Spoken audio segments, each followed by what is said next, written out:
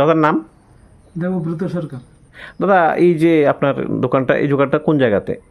এটা ঋষিমুখ ব্লকে কন্যারবি মানে ব্লকের যাওয়ার পথেই হ্যাঁ। আপনার দোকানে কি ধারা একটা দোকান জল? নীলধারা। নীলধারা।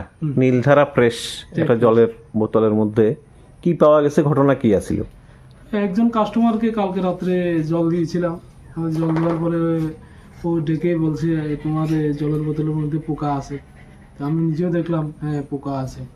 সিল করা? সিল করা। এখনো বোতলটা আছে এখানে সিল হ্যাঁ, করা? আমি রেখে দিয়েছিলাম, এটা আছে এখনো। আচ্ছা, এই বোতলটার মধ্যেই পোকা আছে, সিল করা? সিল করা, হ্যাঁ। অথচ মানে ইনটেক বোতলের ভিতরে পোকা? ইনটেক বোতলের মধ্যে পোকা। তো এই জন্য মানে আপনাকে পয়সার প্রলোভন দেখিয়েও লাভ হয়নি? না না না। আপনি এটা চাইছেন যে যাতে করেই হোক, যেভাবেই হোক, প্রশাসন যাতে পদক্ষেপ হ্যাঁ নেয়। হ্যাঁ হ্যাঁ হ্যাঁ। তো মানে এছাড়া এই জলটার বোতলে, এই জলের পোকা ছাড়া এই জলটা তো অন্য কোনো বোতলেও আছে যেই বোতলে পোকা নাই, অথচ এই জলেরই বোতল আছে আছে।